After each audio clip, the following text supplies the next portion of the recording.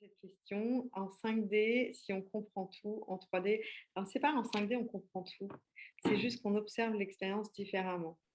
C'est en 3D, il va y avoir vraiment ce côté, on va être stock, vraiment collé dans son mental, collé dans toutes ses croyances, dans les créations de scénarios, le overthinking, le penser trop.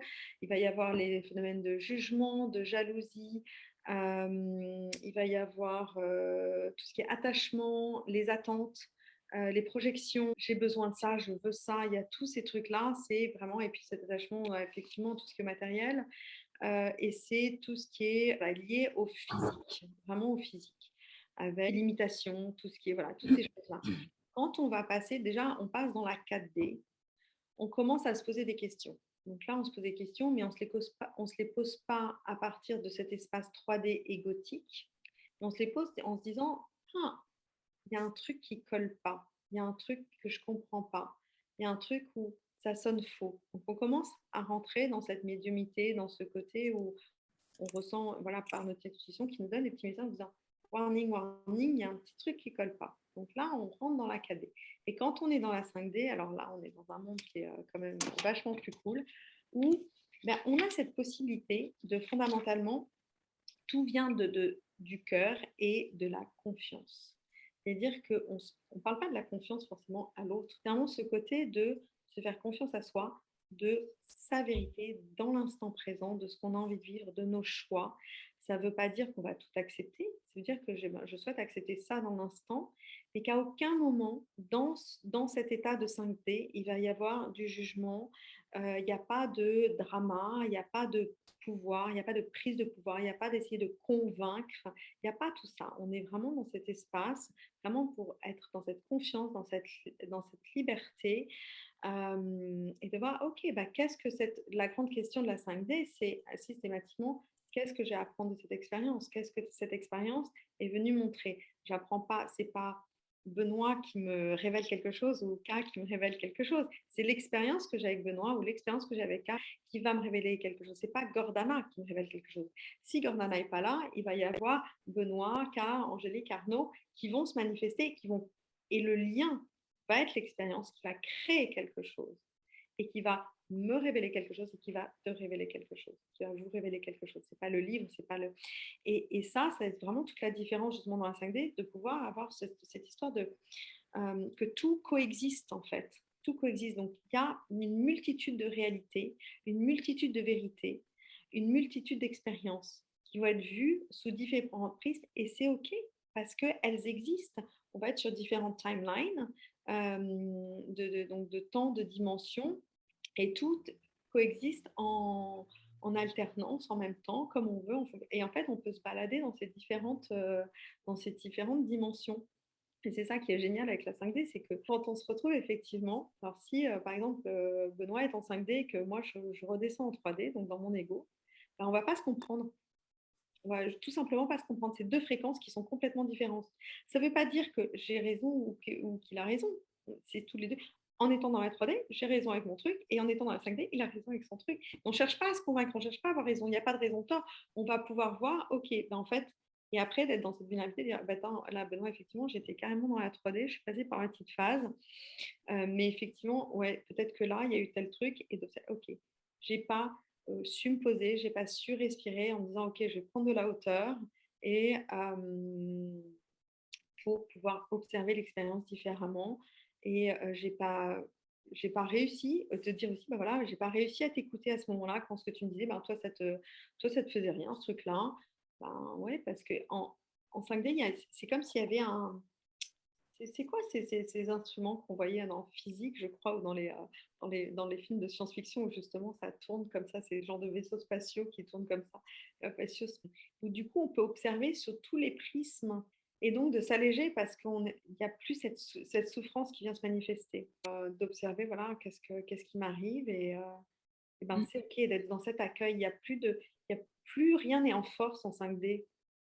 Tout se passe comme ça doit être parce qu'on sait que l'univers, il place les expériences exactement comme et les personnes là où elles doivent être. Donc, en fait, la frustration, elle diminue vachement. que vous voulez rajouter des trucs sur la 3D, 5D, messieurs? Ouais, moi, je voudrais rajouter, Vas-y, excuse-moi, Benoît. vas-y, Karine.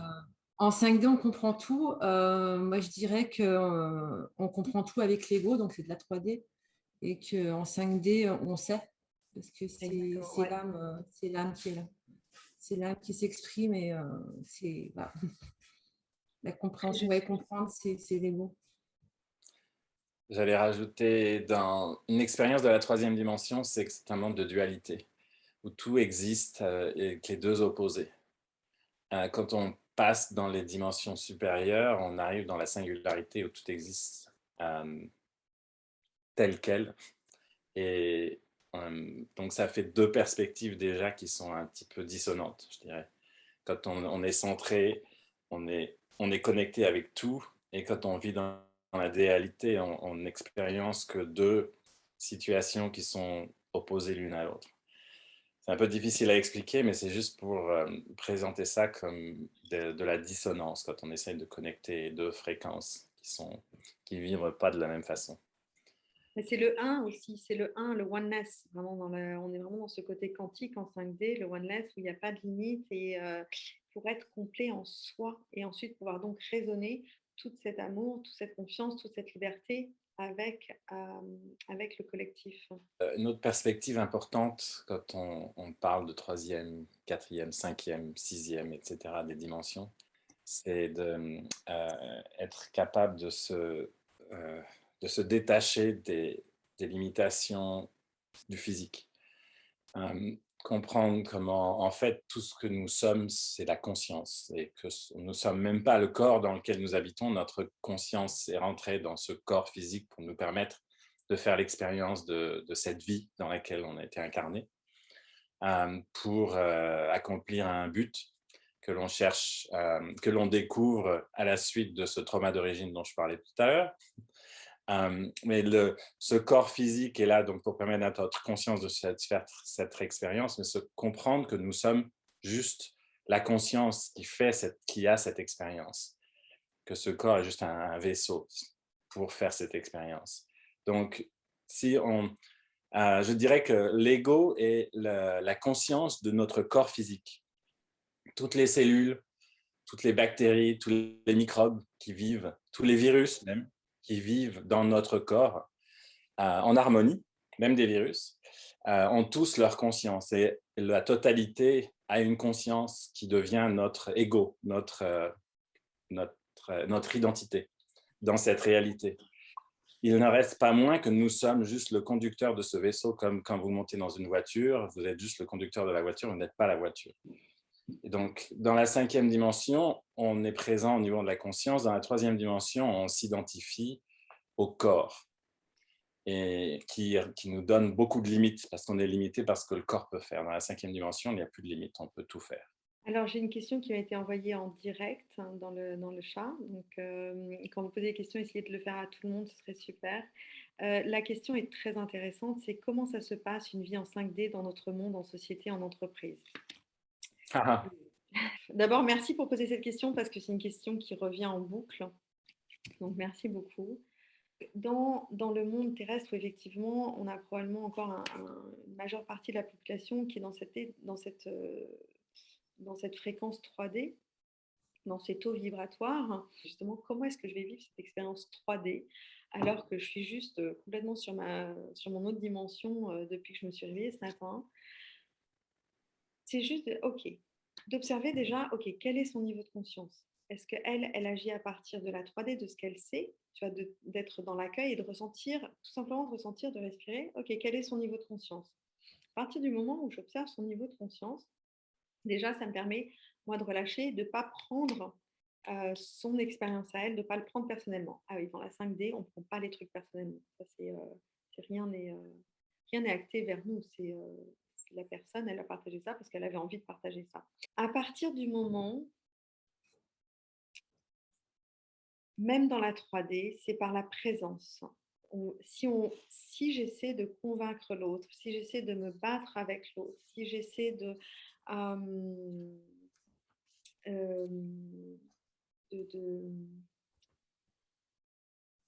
de trouver des excuses, de comprendre, de machin, je vais descendre dans cette 3D.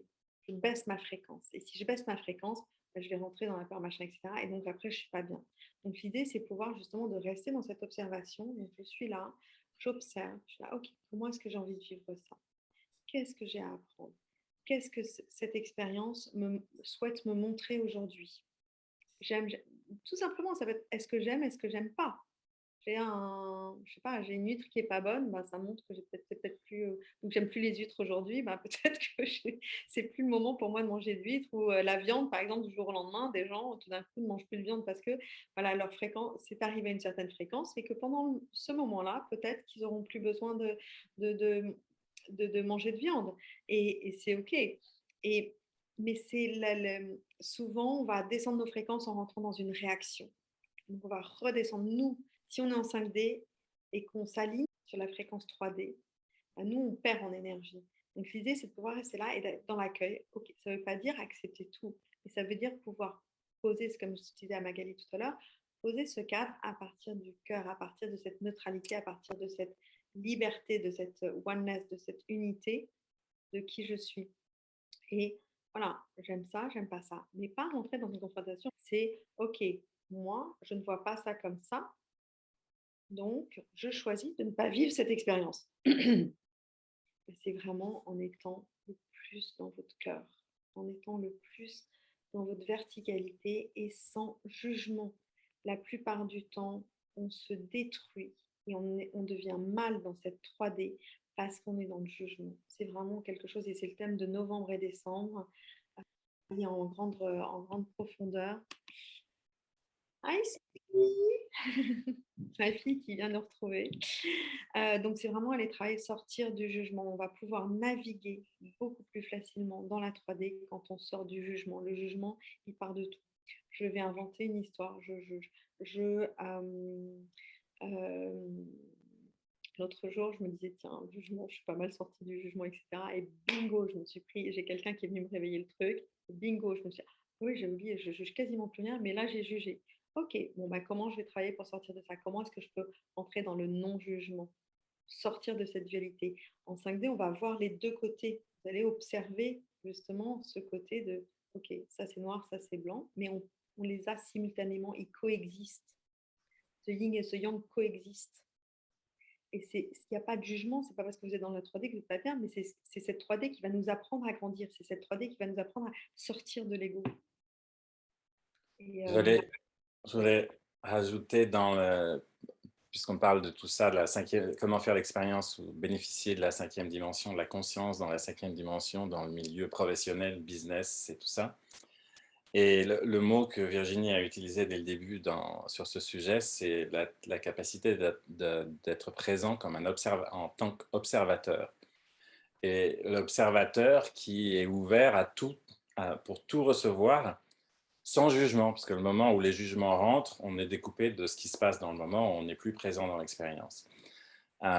Et ce qui est très important dans le monde business, par exemple, c'est donc d'être présent en tant qu'observateur pour tout percevoir, ce qui permet de comprendre ce qui se passe dans la tête des gens avec lesquels on est en train de parler de business, et aussi de laisser les gens finir, de les écouter jusqu'au bout. Quand les gens parlent, commencent à exprimer quelque chose, surtout quand on leur a posé une question, il faut les laisser finir et leur demander quand ils ont fini, est-ce que vous avez fini? Et s'ils disent oui, là, on peut prendre la suite et répondre de façon constructive. Et comme on a écouté, on a bien compris ce qu'ils voulaient, et nous, on sait ce qu'on veut, donc on sait comment répondre pour pouvoir arriver à une solution qui va satisfaire tout le monde. Donc l'important, c'est être un observateur silencieux, sans jugement, qui écoute jusqu'au bout. Voilà ce que je voulais dire. C'est très juste, c'est ce truc qu'on nous a tellement appris aussi de il faut que je m'impose. Mais impose-toi dans la conversation. Si tu avais un truc à dire, vas-y, impose-toi. On peut laisser l'autre aller jusqu'au bout et vous observerez. Moi, j'avais tendance à faire ça très très souvent, je le fais encore d'ailleurs.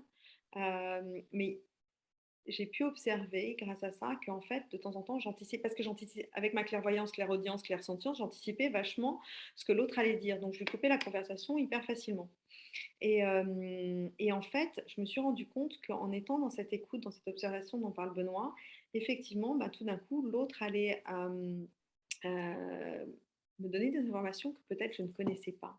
Allait apprendre un point de vue que je n'avais jamais imaginé. Et c'est là où toute la magie. Et même chose quand on va travailler sur son channeling et qu'on va travailler sur écouter, c'est dans le silence qu'on entend les messages qui nous sont destinés. Si on est tout le temps en mouvement, on n'entend pas les messages. Si on est tout le temps en action, on n'entend pas les messages. On ne les voit pas, on ne les entend pas. Et c'est là où c'est dommage parce qu'on rate pas mal de choses. De préciser la définition de jugement. Et bien, tout simplement, jugement, j'aime bien présenter ça comme une projection de nos propres craintes, de nos propres jugements de nous-mêmes. C'est-à-dire, je vois le jugement comme une projection de notre propre business, de nos insécurités, comment dire, des choses que l'on n'aime pas, qu'on aimerait différentes, qui sont projetées sur les autres. Et je pense que c'est ça, c'est pas seulement émettre des opinions sur quelqu'un d'autre, c'est plus une question de projeter sur les autres nos propres problèmes à nous. Voilà. Le truc, c'est que tu exprimes bien sûr, si exprimer sa souffrance, sa blessure, l'exprimer, oui. Très souvent, qu'est-ce qui se passe quand on est justement en 3D, 4D et qu'on est en train de monter? Qu'est-ce qui se passe? Il y a encore cette énergie derrière de jugement qui va sortir, ok? Parce qu'il y a il y a toutes ces croyances, etc. Et il faut que je blâme l'autre parce que c'est mieux de blâmer l'autre, comme ça, moi, je me défends sans des bêtises. C'est une énergie qui est très souvent inconsciente, ok? Exprimez, osez votre vulnérabilité, osez votre authenticité. Je suis blessée par ça, j'ai pas bien vécu cette expérience. Il y a eu telle chose, je sais que ça me réveille une émotion très forte, ça me réveille une blessure, je ne sais pas laquelle c'est. Et là, on partage son expérience. Là, je vais partager mon expérience si je parle comme ça.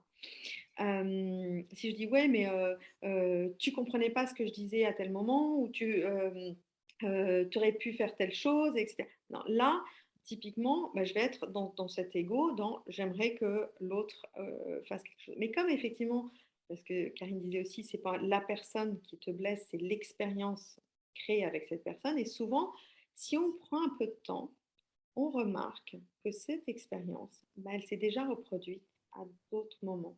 Donc, il y a un schéma. Donc, c'est-à-dire que la leçon, elle revient.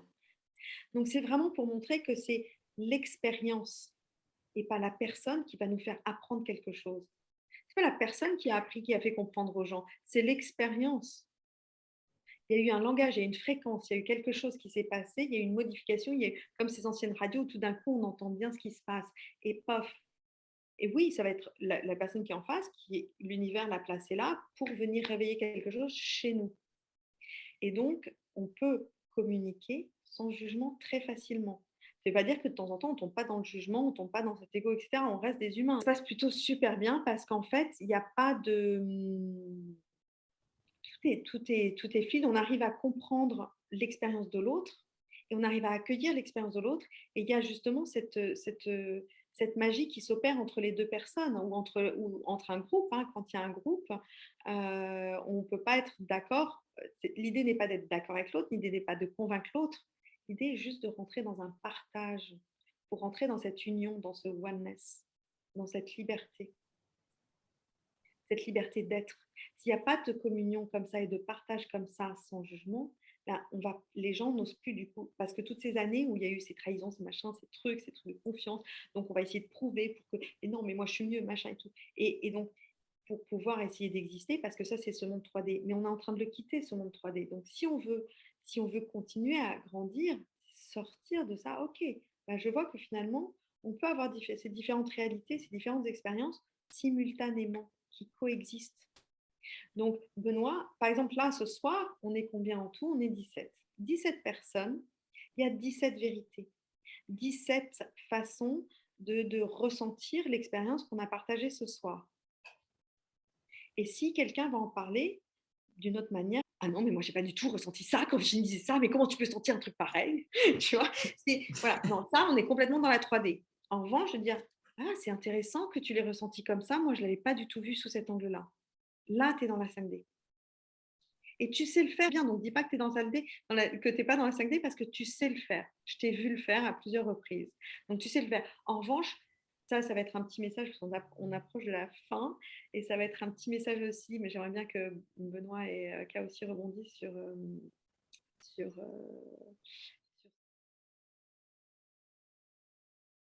c'est que, et là, on me dit de ouf, ça vient tout seul. Donc, on a depuis septembre, et j'entends même depuis le 28 août, toute cette rentrée qui est venue nous retirer. Je ne m'attendais pas du tout, j'ai pas eu ça comme message toute la journée, et là, j'en ai un autre qui vient donc message pour le collectif. Pour tous les êtres de lumière, où vous êtes dans cette ascension, où vous avez envie de vous libérer de vos chaînes, attention justement à la matrice qui nous court après. La matrice, donc cette 3D qui nous court après, qui nous court après, qui nous court après, et qui veut vraiment nous garder là-dedans. Attention à ça, parce que elle a justement, en enlevant ces confinements, etc., elle nous enlève aussi le temps d'être dans ces espaces de silence, le temps de pouvoir d'être en communication avec l'autre. La communication, c'est la communion en action. Et l'action, elle peut être aussi, il y a beaucoup d'actions dans ces silences, dans ces moments de pause, d'être avec soi, même du silence avec quelqu'un d'autre. Qu'est-ce qui se passe? La méditation, elle n'est pas forcément en silence tout seul. Elle peut être méditée, on peut méditer en regardant une série Netflix, même si j'aime pas trop dire ça, mais fondamentalement, moi, c'est dans des moments comme ça où j'ai des énormes downloads. Donc voilà, chacun a son chemin. Donc c'est vraiment, moi, c'est quand je suis en action, quand il se passe des choses, où j'ai des énormes downloads très souvent. Donc la matrice depuis fin août nous rattrape à tout va pour qu'on ne puisse plus avoir le temps d'entendre les messages qui nous sont destinés. Donc on va retomber dans les vieux schémas de vouloir ah bah ça, il se passe tel truc, je vais appeler telle personne, je vais fuir ça, je vais aller manger tel truc. J'avais fait ces quelques vidéos sur les résistances à connecter à notre ego, à aller voir nos blessures, etc. Je crois que c'était avant l'été, je crois que j'avais fait 2 vidéos là-dessus, sur les résistances. Vous pourrez les trouver sur le YouTube, sur la chaîne YouTube, où on passe notre temps dans la fuite, en fait. Dans la fuite d'aller connecter à qui on est, à connecter à nos blessures pour pouvoir les nettoyer. Et la matrice va aussi, les personnes vont infiltrer aussi les communautés spirituelles en nous donnant des faux messages. Il y a beaucoup, beaucoup de faux messages. Et un autre message que j'ai entendu juste avant qu'on commence, je ne sais pas si je l'ai partagé à Benoît ou pas encore, mais c'était vraiment ces histoires. Vous avez peut-être entendu, en français, je ne sais pas comment on dit, les shortage of food, la pénurie alimentaire, où il y a beaucoup de choses qui sont beaucoup de médias et de communautés spirituelles qui vont parler de attention, faites des réserves, on risque d'être en pénurie, donc s'il vous plaît, faites ces réserves. Donc ce que j'ai reçu comme message aujourd'hui, je crois que c'est à Karl que j'en ai parlé, c'est que vraiment, il y a encore une fois comment on va nourrir cette énergie. Et là, quand j'ai vu ce matin que j'ai vu un post où quelqu'un disait oui, CNews nous parle qu'il y a plus d'Intermarché à tel endroit, annonce qui vont quadrupler les prix sur tel truc, je me suis dit, oh shit. Ok, on crée notre réalité. Donc plus vous allez nourrir cette croyance, plus vous allez dire aux gens faites vos réserves, faites machin, etc., plus vous allez créer cette réalité de pénurie. Plus vous allez. Je vais vous donner un exemple qui m'est arrivé hier là-dessus. Donc, je vais vous donner un exemple qui m'est arrivé hier, qui est assez flagrant. J'ai envie de me faire une salade d'endives avec des noix. Et je vais chez Bio, c'est bon pour acheter des noix. Et les noix sont à plus de 32 ou 36 euros le kilo. Je me dis, bon, ben, fuck les noix, hein, je ne prendrai pas de noix. Je trouve ça quand même hors de prix. Et je prends pas de noix. Et je lâche prise sur les noix. Mais complètement. J'oublie l'histoire de cet attachement à les noix sont trop chères, je ne vais pas avoir ce que je me sentais guidée pour avoir, ce que mon corps demandait pour moi. Je vous promets, je vais chez Bio, c'est bon tout à l'heure, pour acheter des yaourts. Je passe devant les noix, elles sont à 22 le kilo. Donc, c'est encore cher. Hein. Quoi? Ouais, cher, mais ça a baissé. Mais oui, mais ça montre combien l'attachement à une croyance ne peut pas se manifester. Moi, je fais, ok, bon, bah, j'en trouverai des moins chers à un autre moment. J'ai lâché prise sur les noix. Ok, c'est pas grave, c'est que c'est pas le moment ou machin, j'en trouverai des moins chers à un autre moment. l'autre moment est venu, boum, intention, manifestation. Détachement. Voilà. Je voulais juste finir sur pour le jugement, quelque chose qui m'est venu, dont je parle souvent quand on parle justement de ces histoires de jugement, c'est tout simplement quand on dit à quelqu'un, ou si j'entends quelqu'un qui me dit « Oh, toi, tu es comme ça » ou « Cette personne est comme ça » ou « Devrait faire ci, devrait faire ça, devrait pas faire ci ». Moi, tout ce que j'entends, c'est « Je suis comme ça, je suis comme ci, je devrais faire ça ».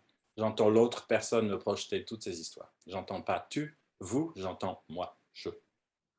Voilà. Ouais. K, tu as quelque chose à rajouter? Sur le jugement, non.